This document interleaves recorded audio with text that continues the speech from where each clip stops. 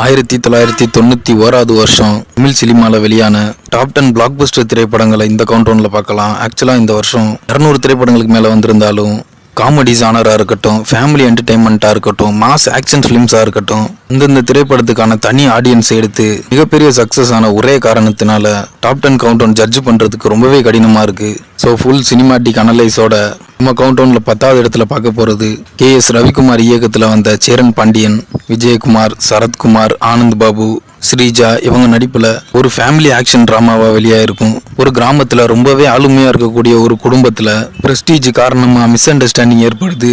So 90s ஆடியன்ஸுக்கு இந்த திரைப்படத்தோட கதைன்றது ரொம்பவே எமோஷனல் கனெக்டிவிட்டியாக இருந்தனால படத்தோட கமர்ஷியல் ஆடியன்ஸ் நல்லாவே ஈர்த்துருச்சு. சரத்குமார் மற்றும் ஆனந்த் பாபுவோட நடிப்புக்காகவே இந்த திரைப்படத்தை திரும்பவும் பார்க்கலாம். குடும்பத்தில் என்னதான் பிளவு வரலாம், ஆனால் ஒற்றுமை தான் கடைசி வரைக்கும்ன்றத கிளைமேக்ஸில் காட்டினதோட கிட்டத்தட்ட 125 நாளுக்கு மேலே ஓடி ஒரு மிகப்பெரிய பிளாக் பஸ்டர் திரைப்படமாக இருக்குது. நம்ம கவுண்டவுன் லிஸ்ட்டில் 9வது இடத்துல பார்க்க போகிறது பாலச்சந்தரோட இயக்கத்தில் வந்த அழகன். மம்முட்டி, பானுபிரியா இவங்க நடிப்பில் வந்த அழகன் திரைப்படத்துக்கு கீரவாணி தான் இசையமைச்சிருப்பாரு. பாலச்சந்தரோட படங்கள்னாவே எப்பவும் அண்டர் ரேட்டட் தான். அதுலேயும் குறிப்பாக ஃபீமேல் கேரக்டருக்குன்னு ஒரு தனி இம்பார்ட்டன்ஸ் இருக்கும். இந்த படத்தில் வர்ற சங்கீத ஸ்வரங்கள் அப்படின்ற பாட்டு இன்ன வரைக்கும் ட்ரெண்டிங்காகவே இருக்குது. இது பிளேலிஸ்ட்லேயா இருக்கட்டும், இல்லை சோஷியல் மீடியா மீம்ஸாக இருக்கட்டும், காதலுக்கு வயசும் இல்லை ரூல்ஸும் இல்லைன்றத மெச்சூரிட்டியாக சொன்னது தான் பாலச்சந்தரோட ஒரு தனித்துவம். கிட்டத்தட்ட 125 நாளைக்கு மேலே ஓடி ஒரு மிகப்பெரிய பிளாக் பஸ்டர் திரைப்படமாக இருக்குது. நம்ம கவுண்டவுன் லிஸ்ட்டில் 8வது இடத்துல பார்க்க போகிறது ரவிச்சந்திரன் இயக்கத்தில் வந்த நாட்டுக்கு ஒரு நல்லவன். ஹம்சலேகாவோட இசையில் எல்லா பாடல்களும் பயங்கர ஹிட்டாக இருக்கும். ரஜினிகாந்த், குஷ்பு இவங்க நடிப்பில் வந்த நாட்டுக்கு ஒரு நல்லவன் திரைப்படத்தை ஒரு கிரைம் ஆக்ஷன் த்ரில்லராக எடுத்திருப்பாங்க. பொதுவாக ரஜினியோட திரைப்படங்கள்னாவே எதிர்பார்ப்பு பயங்கரமாக இருக்கும். ரஜினியோட கெரியரில் இந்த திரைப்படம் கொஞ்சம் டிஃப்ரெண்ட் ஆனது. கிரைம் நெட்வொர்க், இன்வெஸ்டிகேஷன் வேற ட்ராக்ல போயிருந்திருக்கும். ஸோ கிரைமோட கிரீடு தான் சொசைட்டியே டெஸ்ட்ராய் பண்ணுன்றத கிரைமையே வேற டைமென்ஷன்ல சொல்லியிருப்பாங்க. பேன் இண்டியா அப்படிங்கிறது இன்னைக்கு ரொம்பவே நார்மல். 1991 இது ஒரு பேன் இண்டியா அட்டம்ப்டா இருந்திருக்கும். கிட்டத்தட்ட 150 நாளைக்கு மேலே ஓடி ஒரு மிகப்பெரிய பிளாக் பஸ்டர் திரைப்படமா இருக்கு. நம்ம கவுண்டவுன் லிஸ்ட்ல 7வது இடத்துல பார்க்க போறது கதிரோட டைரக்ஷன்ல வந்த இதயம். இசைஞானி இளையராஜாவோட கம்போசிங்ல முரளி, ஹீரா, ஜனகராஜ் இவங்க நடிப்புல ஒரு ரொமான்டிக் டிராமாவா வந்திருக்கும் இதயம். இளையராஜாவோட பாடல்களும் பேக்ரவுண்ட் ஸ்கோரும் ரொம்ப பேசப்பட்டது. சாதாரணமா காலேஜில் நடக்கிற லவ் ஸ்டோரியா இருந்தாலும் இந்த காதலிக்கிட்ட சொல்லாம ரொம்ப சைலண்டா லவ் பண்ற ஹீரோவோட கான்செப்ட் தமிழ் சினிமாவுக்கு ரொம்பவே புதுசா இருந்துச்சு. இந்த ஒன் சைட் லவ் எமோஷனல் கனெக்ஷனை, இந்த எமோஷனல நம்ம லைஃப்ல ஒரு தடவை நம்ம அனுபவிச்சிருப்போம். அப்படி ஒரு தத்துருவமான இயக்கத்தை காட்டியிருக்கு. லவ் இருந்தும் அதை சொல்ல தைரியம் இல்லை. டெய்லி பாப்பாரு, ஃபாலோ பண்ணுவாரு, கேர் பண்ணுவாரு, ஆனா தன்னோட ஃபீலிங்கை சொல்ல ரொம்பவே பயப்படுவாரு. ஹீரோவுக்கு அந்த காதல் மனசுல இருந்தும் வாயில வராது. முரளியோட யதார்த்தமான நடிப்பு, இன்னசென்டான பாடி லாங்குவேஜ்னு பாக்குற ஆடியன்ஸோட இதயத்தை அப்படியே கட்டி போட்டுரும். அதனாலதான் படத்துக்கு இதயம்னு பேர் வச்சிருக்காங்க போல. டைரக்டர் கதிருக்கு இதயம் தான் முதல் திரைப்படம். முரளி என்னதான் இதுக்கு முன்னாடி நிறைய படங்கள் பண்ணியிருந்தாலும் முரளியோட சினிமா கேரியர்ல ஒரு டர்னிங் பாயிண்ட் இதயம் தான். கிட்டத்தட்ட 150 நாளைக்கு மேல ஓடி ஒரு மிகப்பெரிய பிளாக் பஸ்டர் திரைப்படமா இருக்கு. நம்ம கவுண்டவுன்ல 6வது இடத்துல பார்க்க போறது கஸ்தூரி ராஜா இயக்கத்துல இந்த என்ராசாவின் மனசினிலே. ராஜ்கிரண், மீனா, கவுண்டமணி, செந்தில் இவங்க நடிப்புல ஃபேமிலி டிராமாவா வந்தது என்ராசாவின் மனசிலே. இளையராஜா தான் கம்போஸ் பண்ணியிருப்பாரு. ஆக்சுவலா 90 காலகட்டங்கள்ல வில்லேஜ் லவ் ஸ்டோரிக்குன்னு ஒரு தனி மார்க்கெட் ஸ்பேஸே இருந்துச்சு தமிழ் சினிமால. ராஜ்கிரனோட கேரக்டர் என்னதான் முரட்டுத்தனமா இருந்தாலும் ஒரு ஃபேக் ரிலேஷன்ஷிப் எந்த அளவுக்கு எமோஷனல் கொடுக்குன்றத ராஜ்கிரனோட சாதாரண நடிப்பிலே தெரியும். நடிகை மீனா கதாநாயகியா என்ராசாவின் மனசிலே தான் முதல் திரைப்படம் இருக்கு. இளையராஜாவோட மண்வாசனையான சாங்ஸ் எல்லாம் இன்னைக்கும் ஒரு பெயின்ஃபுல்லா இருக்கும். இன்னைக்கும் பல பேர் பிளேலிஸ்ட்ல இருக்கு. என்ராசாவின் மனசிலே கிட்டத்தட்ட 150 நாளைக்கு மேல ஓடி ஒரு மிகப்பெரிய பிளாக் பஸ்டர் திரைப்படமா இருக்கு. நம்ம கவுண்டவுன் லிஸ்ட்ல 5வது இடத்துல பார்க்க போறது தியாகராஜன் இயக்கத்துல வந்த மாநகர காவல்.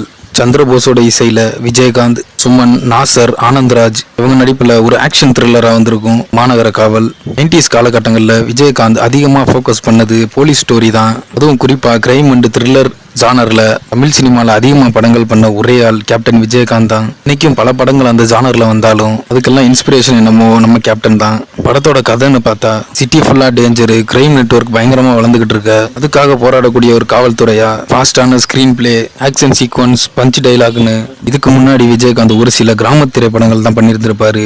ரொம்ப சாஃப்டா அந்த ஜானர்ல எதிர்பார்த்துக்கிட்டு இருந்த ஆடியன்ஸுக்கு திடீர்னு ஒரு போலீஸ் த்ரில்லரை கொடுத்து கிட்டத்தட்ட 150 நாளைக்கு மேல ஓடி மாநகர காவல் ஒரு மிகப்பெரிய பிளாக் பஸ்டர் திரைப்படமா இருக்கு. நம்ம கவுண்டவுன் லிஸ்ட்ல 4வது இடத்துல பார்க்க போறது ராஜசேகரோட இயக்கத்துல வந்த தர்மதுரை.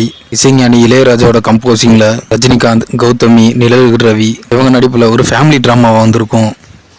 நல்ல படிப்பறிவு உள்ள ஒரு கிராமத்து மருத்துவர், சகோதரர்களுக்குள்ள ஏற்படுற ஃபேமிலி ப்ராப்ளம், பணம், ஈகோ, செல்ஃபிஷ்னஸ்னு ஒரு நல்ல மனுஷனை எப்படி பிரேக் பண்ணுன்றது, அதுல இருந்து அவர் எப்படி மீண்டு வர்றான்றது தான் கதைக்கலாம். எஜுகேஷன் இருந்தாலும் கேரக்டர் முக்கியன்றத ரொம்பவே அழகா ஸ்கிரீன் பிளே பண்ணியிருந்திருப்பாங்க. இளையராஜாவோட கம்போசிங்ல எல்லா பாடல்களும் இன்னைக்கும் எவர்கிரீன் பாடல்களா இருக்கு. பொதுவா ரஜினிகாந்தோட திரைப்படங்கள்னாவே ஆடியன்ஸ் மத்தியில் ஹைப் அதிகம். இதுலயும் பொங்கலுக்கு ரிலீஸ் ஆயிருந்த தர்மதுரை ஃபேமிலி ஆடியன்ஸ் நல்லாவே இருந்துச்சு. ஸோ இந்த திரைப்படத்துல ஒரு முக்கியமான அப்பியரன்ஸா சிவாஜி கணேசனை காஸ்ட் பண்ணியிருந்திருப்பாங்க. ஆனா அவரோட ஹெல்த் இஷ்யூ காரணமா அவரை பண்ண முடியல. இதை ராஜசேகரனே ஒரு பேட்டியில சொல்லி இருந்திருப்பாரு. கிட்டத்தட்ட 175 நாளைக்கு மேல ஓடி சில்வர் ஜூப்ளி கொண்டாடி தர்மதுரை ஒரு மிகப்பெரிய பிளாக் பஸ்டர் திரைப்படமா இருக்கு. நம்ம கவுண்டர் லிஸ்ட்ல 3வது இடத்துல பார்க்க போறது ஆர்.கே. செல்வமணி இயக்கத்துல வெளியான கேப்டன் பிரபாகரன். இசைஞானி இளையராஜா இசையில விஜயகாந்த், ரூபினி, மன்சூர் அலிகான், லிவிங்ஸ்டன், ரம்யா கிருஷ்ணன் இவங்க நடிப்புல ஆக்ஷன் த்ரில்லரா வந்திருக்கும் கேப்டன் பிரபாகரன். இந்த திரைப்படம் ரிலீஸ் ஆன டயத்துலலாம் ரொம்ப பெரிய ஆரவாரம் கேப்டன் விஜயகாந்துக்கு. தியேட்டர்ல விசில் என்ன, கிளாப் என்ன, சவுண்ட் என்னன்னு விஜயகாந்த் நேர்ல பார்த்து ஆச்சரியப்பட்டிருப்பாரு. ஏன்னா இது அவரோட 100வது திரைப்படமா வெளியே இருந்திருக்கும். ஒரு ஃபாரஸ்ட் ஆஃபீஸரா அங்க நடக்கக்கூடிய கிரைமை தடுக்கிற மாதிரி சில மன்சூர் அலிகான் பண்ண அந்த ஒரு ரோல் ஹீரோனோட ஒரு ஷேடா இருக்கும். படத்துல எல்லாத்தையும் அப்பட்டமா காட்டியிருப்பாங்க. சந்தன கடத்தல், ஃபாரஸ்ட்ல நடக்கக்கூடிய பாலிடிக்ஸ், அங்க இருக்க கரப்ஷன், அதை பொறுக்க முடியாம எழுற violence, forest backdrop. Tamil cinema அது வரைக்கும் பார்த்துடாத ஒரு ஸ்கிரீன் பிளேவை ஃபர்ஸ்ட் டைமா கேப்டன் பிரபாகரன்ல பார்த்தாங்க. ஸோ அதனாலேயே படம் ஏ சென்டர் பி சென்டர்னு பட்டி தொட்டியெல்லாம் கலக்குச்சு. கேப்டன் விஜயகாந்துக்கு கேப்டன்ற பேரு கேப்டன் பிரபாகரன் திரைப்படத்துல இருந்து தான் வந்திருக்கும். ஃபேன்ஸ் அதை அப்படி கூப்பிடுறத ரொம்பவே லைக் பண்ணாங்க. விஜயகாந்தும் அதை அப்படியே லைக் பண்ணாரு. ஸோ காலப்போக்கில் அந்த பேரே மைல் ஸ்டோனா மாறிடுச்சு.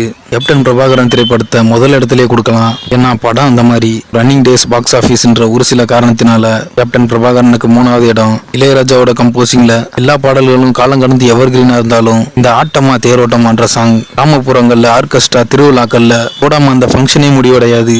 அப்படி ஒரு வைபா இருக்கும். கிட்டத்தட்ட 175 நாளைக்கு மேல ஓடி ஒரு சில்வர் ஜூப்ளி கொண்டாடின திரைப்படமா இருக்கு கேப்டன் பிரபாகரன்.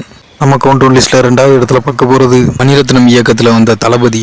இளையராஜாவோட இசையில ரஜினிகாந்த், மம்மூட்டி, சோபனா, அரவிந்த் சாமி நடிப்புல ஒரு கேங்ஸ்டர் டிராமாவா வெளிவந்திருக்கும். ரஜினிகாந்த் ஆல்ரெடி சூப்பர் ஸ்டாரா இருந்தாலும் மணிரத்னம் ரஜினிகாந்த் வேற டைமென்ஷனுக்கு மாத்தினது தளபதியில தான். தேவராஜ்ங்கிற ஒரு தப்பு பண்ற கேரக்டர், இந்த நட்புக்கு லாயலா இருக்கக்கூடிய சூர்யான்ற ஒரு கேரக்டர் மகாபாரதத்தோட மறு இன்ஸ்பிரேஷனா இருக்கும் தளபதியோட கதை.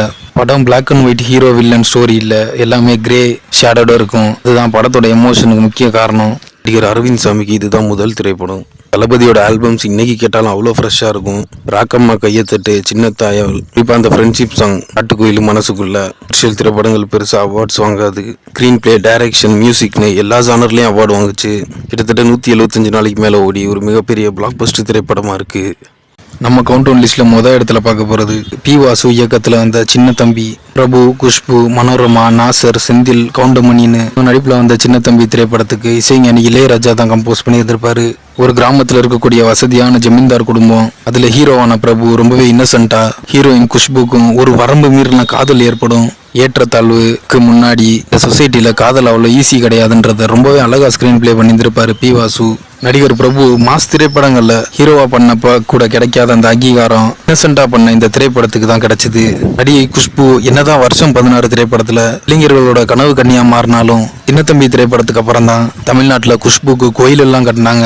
இளையராஜாவோட கம்போசிங்ல எல்லா பாடல்களும் இன்ன வரைக்கும் ட்ரெண்ட் செட்டர் பாடல்களா இருக்கு. அதுலயும் குறிப்பா போவோமா ஊர்கோலம், தூளியிலே ஆட வந்த, இதெல்லாம் கேட்கும் போது என்ன பாட்டுடா அப்படின்னு தான் தோணும். 1991 ரொம்ப பெரிய கமர்ஷியல் சக்சஸ். சின்ன குழந்தைங்கள்ல இருந்து பெரியவங்க வரைக்கும் எல்லாராலையும் ரசிக்கப்பட்ட ஒரு திரைப்படமா சின்ன தம்பி இருக்கு. பொதுவா வருஷத்தோட ஹிட் அடிப்படையில படங்கள் எடுத்தாலும் இன்னும் ரஜினி படம் வரும், இல்ல கமல் படம் வரும், இல்ல விஜயகாந்த் படம் வரும். அப்படி இல்லையா ஏதாவது பெரிய டைரக்டர்ஸோட படமா இருக்கும். 1991 எல்லா ரெக்கார்டையும் பிரேக் பண்ணி நம்பர் 1 இடத்துல இருக்கு. Director B. வாசுக்கு சந்திரமுகின்னு ஒரு படம் வர்றதுக்கு முன்னாடி ஒரு 15 வருஷமா அவரோட கெரியர் பெஸ்டா சின்ன தம்பி மட்டும்தான் இருந்துச்சு.